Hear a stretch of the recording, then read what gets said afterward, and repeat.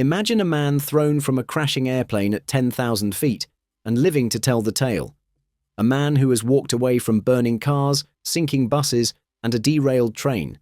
Not once, not twice, but 7 times. This isn't a movie. This is the real life of Frane Selak, Croatia's mysterious music teacher, whose life reads like a script rejected by Hollywood for being too far-fetched. Some call him the world's luckiest man. Others say he's cursed. But one thing's certain, Frane Selak is no ordinary survivor. It all began in 1962. Frane was on a train when it suddenly jumped the tracks and plunged into a freezing river.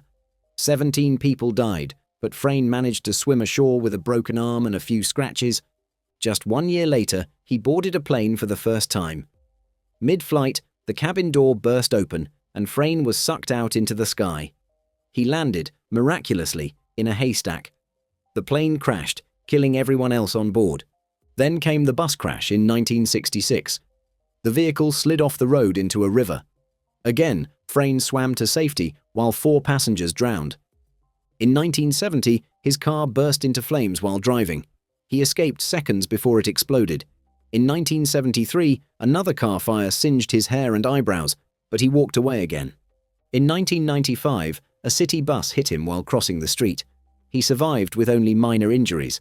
And in 1996, while driving in the mountains, he swerved to avoid a truck and flew off the road. His car plunged 300 feet into a canyon, but Frane wasn't in it. He had been thrown out of the car and caught a tree branch on the way down. It's almost like death kept trying and kept missing. Then came the final twist. In 2003, at the age of 74, Frane bought his first lottery ticket in years and won over $1 million. After cheating death 7 times, life finally paid him back. Frane once said, "I don't know if I'm lucky or unlucky, but I'm alive." Was he blessed? Cursed?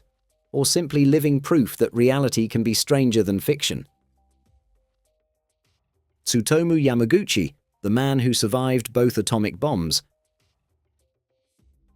If there's ever been a person who stared death in the face, twice, and walked away, it's Tsutomu Yamaguchi.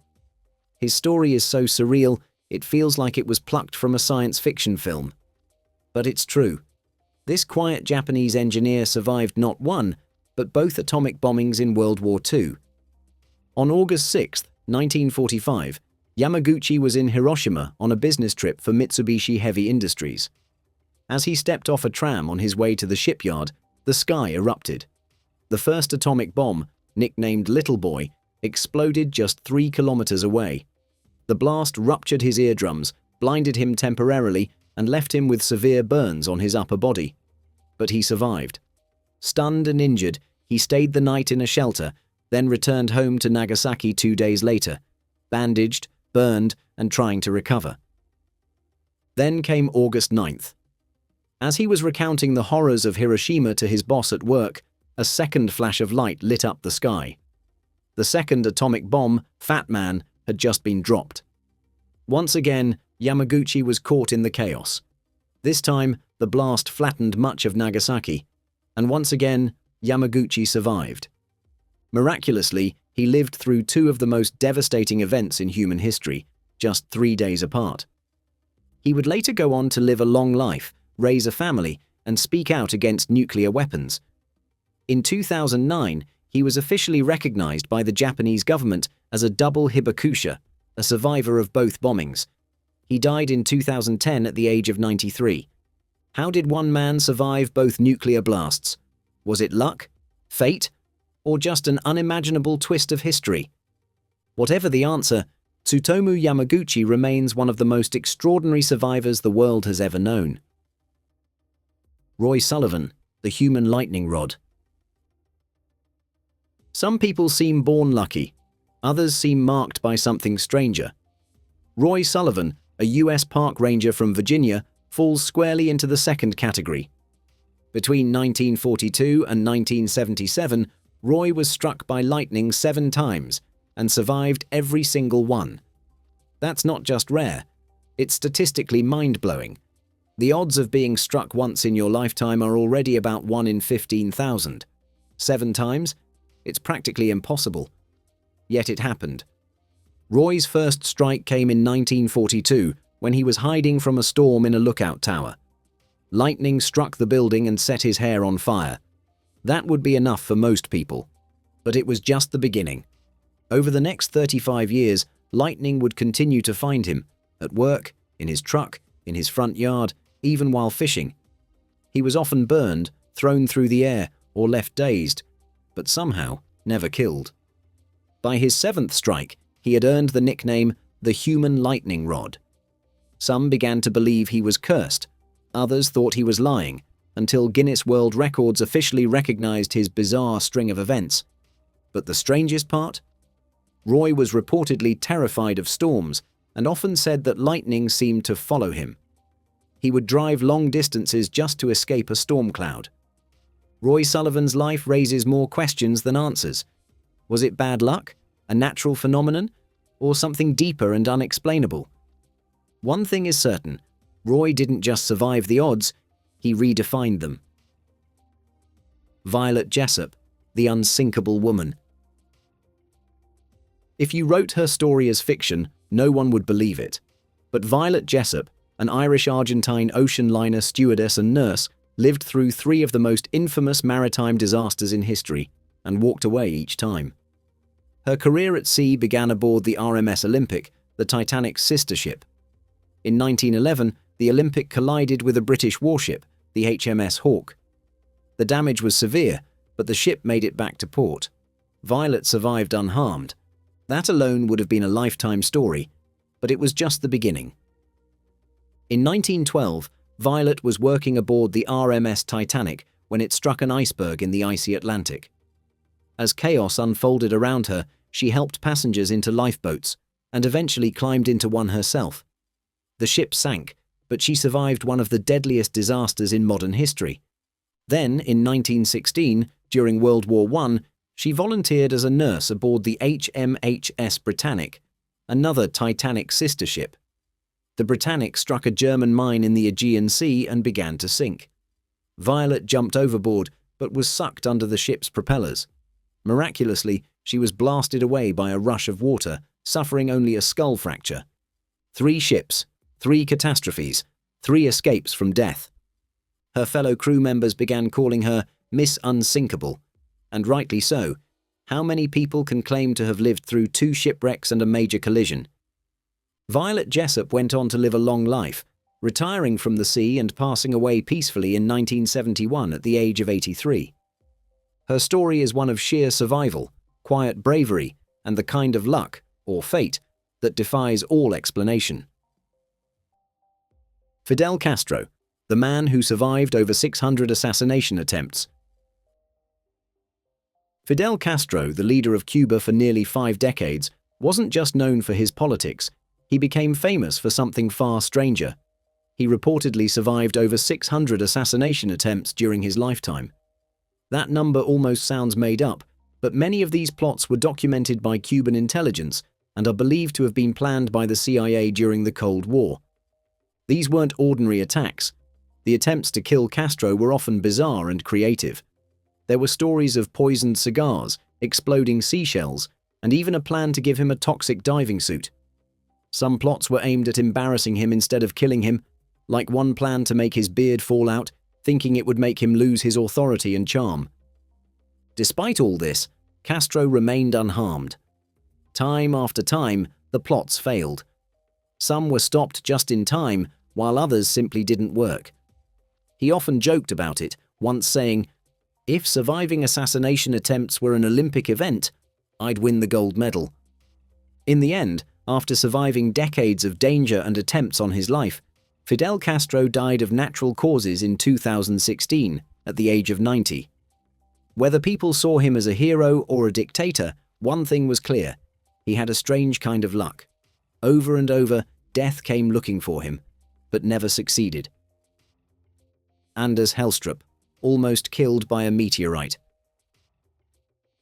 Most people go skydiving to feel the thrill of free fall, but for Anders Hellstrup, a Norwegian skydiver, one jump nearly turned into a deadly encounter with something from outer space. In 2012, Anders leapt from a plane with a helmet camera rolling, capturing every second of his descent. Everything seemed normal until he watched the footage later. Out of nowhere, a small, fast-moving object whizzed past him at incredible speed, narrowly missing him in mid-air. It was so close, it could have easily struck him or his parachute. Puzzled by what he saw, Anders showed the video to scientists. After careful analysis, they confirmed the unbelievable. The object was a meteorite.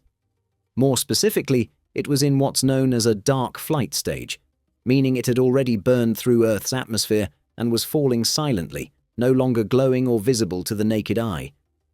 This made Anders one of the only people in history to almost be hit by a meteorite during free fall, and to have the footage to prove it. Scientists called the event extraordinary, a once-in-a-billion kind of moment. What are the odds? Skydiving thousands of feet in the air and a rock from space nearly ends your life, all while a camera is rolling. If Anders had jumped just a second earlier or later, the story might have ended very differently. Sometimes it's not just about cheating death, it's about not even knowing how close it came. Mauro Prosperi, lost in the desert, twice. Mauro Prosperi, an Italian endurance athlete and former Olympic pentathlete, took on one of the world's toughest races in 1994, the Marathon des Sables, a brutal 6-day ultramarathon across the Sahara Desert. But what was supposed to be a test of stamina turned into a fight for survival. Partway through the race, a sudden sandstorm swept across the desert, completely disorienting him. When the storm cleared, Mauro had unknowingly veered over 180 miles off course, deep into the Algerian desert. With no idea where he was, he wandered alone for 9 days in blistering heat, with barely any food or water. To survive, he drank his own urine. At one point, he stumbled upon an abandoned shrine where he found bats roosting in the ceiling and drank their blood to stay alive. Weak, dehydrated, and near death, he was finally found by nomads and rescued. You'd think that would be the end of his desert-running days. But not Mauro.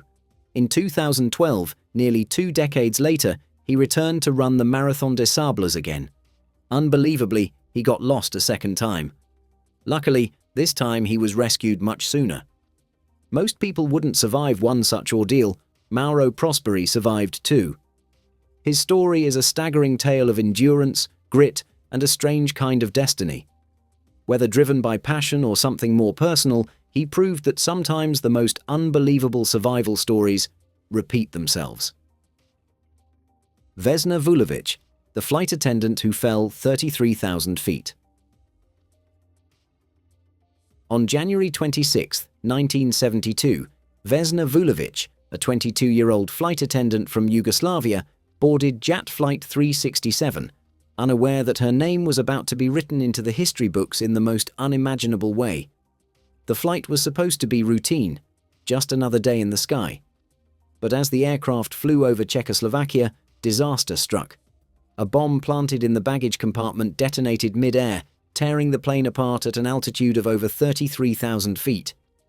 As the fuselage disintegrated, passengers and crew were thrown into the freezing sky. Every single person on board perished, except Vesna.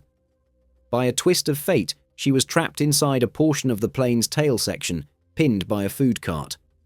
This part of the fuselage spiraled toward the earth, finally crashing into a snow-covered mountain slope in a remote forested area. The impact should have been fatal, but the snow softened the crash and the wreckage remained partially intact. Vesna was found alive, though barely. Her skull was fractured, both legs were broken, several ribs shattered, and she had slipped into a coma. But she held on. She woke up days later in the hospital, with no memory of the explosion or the fall. Doctors couldn't believe she had survived. Experts later speculated that the pressurized section of the plane she was trapped in, the cold weather, and her low blood pressure may have played a role in her survival. Still, no scientific explanation fully accounts for how she lived through a fall from the edge of space.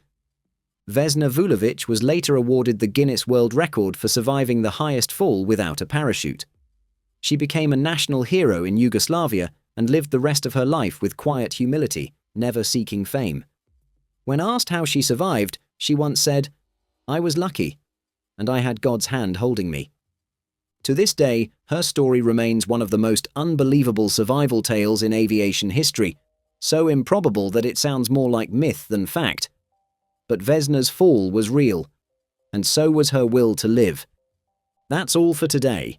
If you found these unbelievable survival stories as mind-blowing as we did, don't forget to like the video, subscribe to the channel, and hit that notification bell so you never miss more stories that defy logic and rewrite the rules of reality. Stay curious. See you in the next one.